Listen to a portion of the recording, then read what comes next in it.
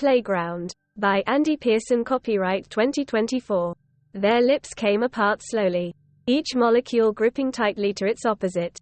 When they finally, reluctantly separated, they were just apart. Opening their eyes, both wondered, did this just happen? He leaned back with his hands on the two chains holding the flexible seat under her. She gripped the links under his hands and looked up.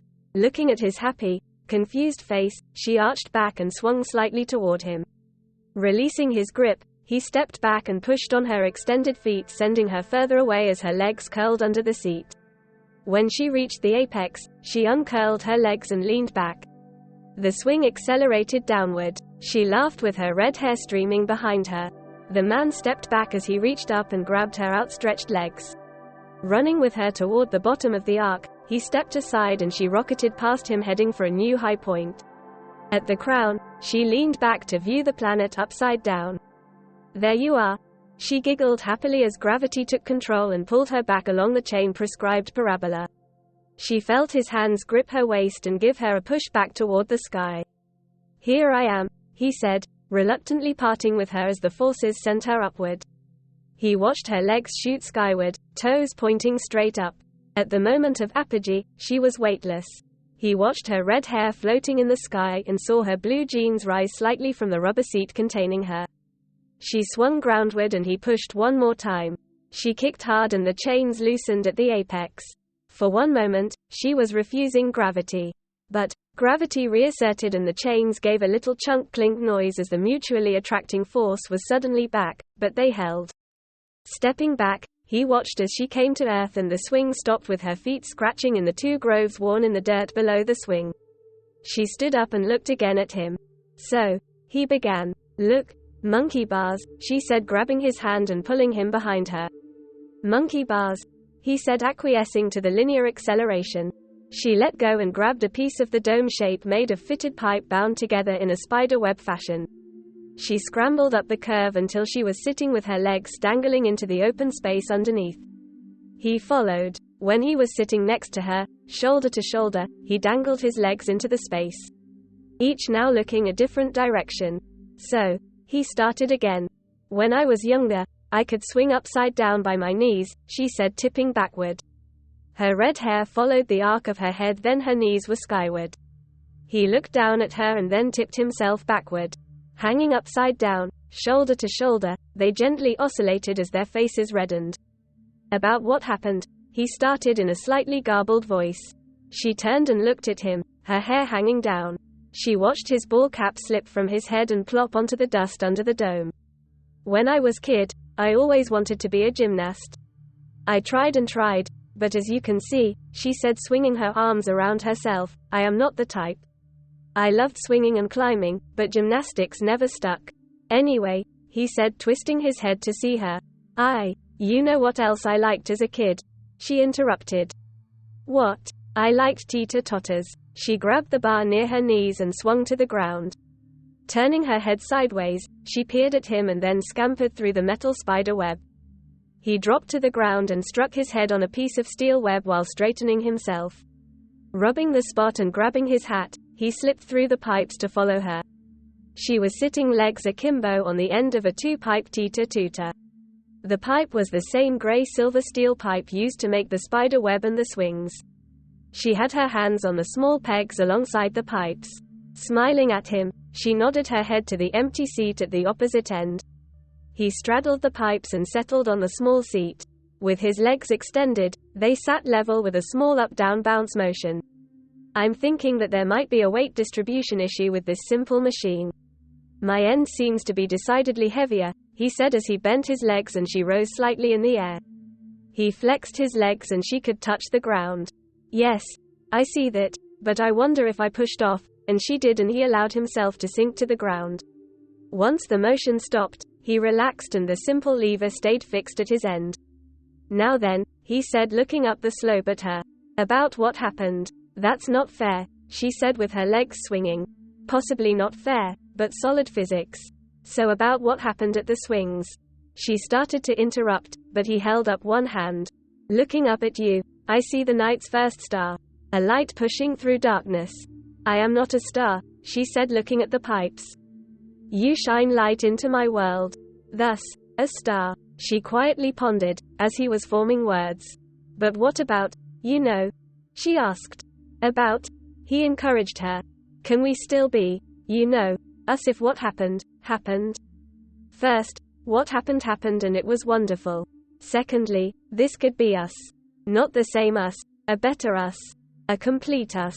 But the us before. I can't lose that us. You've become too important to lose. He looked up the incline and nodded. He flexed his legs and the lever began to change attitude. Then he stopped. He looked at her again, her legs still not reaching the ground. She glanced at the ground still out of reach and then she looked at him with a wondering expression. He relaxed his legs and her side rose. The before us will always be the before us. She looked down the angle at him. I know some things with certainty, he said. I know that gravity is and will always be. I know that if I step off this simple machine, this lever, you will fall and yet you don't look scared. You know I won't drop you even though you know the potential energy of this equation. I know that I know me and I won't drop you. He flexed his legs a bit and the teeter-totter rose at his end and dipped at her end. He let it move and then relaxed his legs. She rose again. There might be ups and downs, but there will be no moment I will drop you.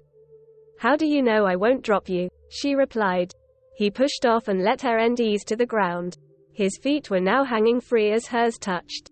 The mass at his end paused at the top and he looked at her. She raised her feet and the lever slowly eased down in the opposite direction. Because you didn't, he said when he was sitting on the ground. I didn't, but this isn't a physics equation. No, it's not. It's infinitely more complicated and also more basic. Oh, she said, I can calculate the stresses and torques in this machine. I can figure out speeds and forces. But physics and mathematics stop at this. He paused looking up at her. She examined his face as it went through more contortions while he tried to find words. Without taking his eyes off of her, he took a breath. I have been in love with you forever. She gazed. I know that wasn't poetic. They're just simple words. Forever? She questioned. Forever. Time started for me when I saw you. I remember the moment. You walked in with Linda. Remember, at Jeremy's Christmas party. You were wearing a green sweater and red leggings. I remember you tied bells into the laces of your shoes. Every time you moved, there was a tinkling happy sound. You sat down and crossed your legs. The bells tinkled and rattled. You walked into the kitchen, bells. All through the night I knew where you were.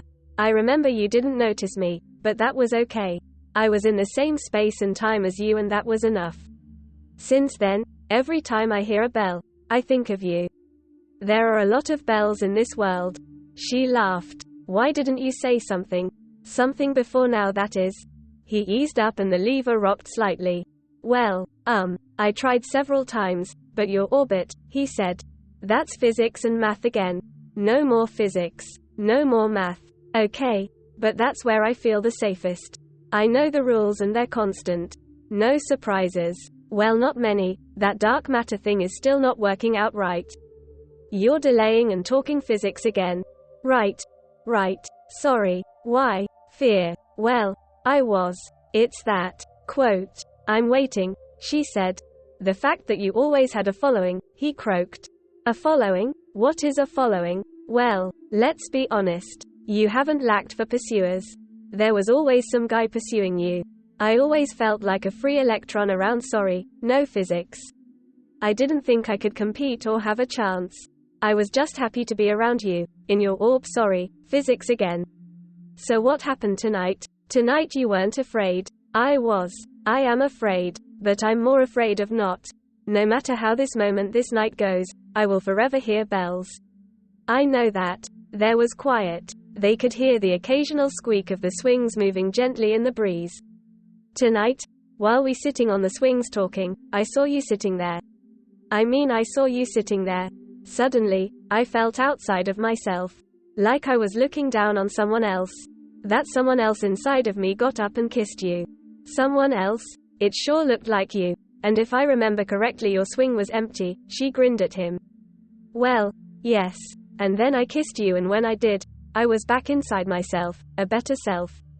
If I remember right, I think we kissed each other, she poked. He smiled now. Yes, you did kiss me back. Yes, I did. Why did you? He blurted out and stopped himself suddenly. She laughed and the pipes wiggled. Why? Because I wanted to. Because I've wanted to. His smile turned into a lopsided grin. When we first met, you were interesting. With all your math and science stuff, very geeky, but never nerdy. Just interesting. I got to know you better and liked being around you and talking and doing things. I didn't know quite how to make the transition, and then you were such a part of my world, and then time just passed. They both leaned back and looked at the coming stars. So about what happened tonight? He asked with a smile. You know something else I liked when I was a kid? She asked. What's that? The man responded. She lifted her legs over the little handles, released her grip, and glided down the two-pipe lever. She raised her legs once again and was over the silver-gray fulcrum. She slid face to face with the man. Slides. The molecules joined again in a strong covalent bond that would last.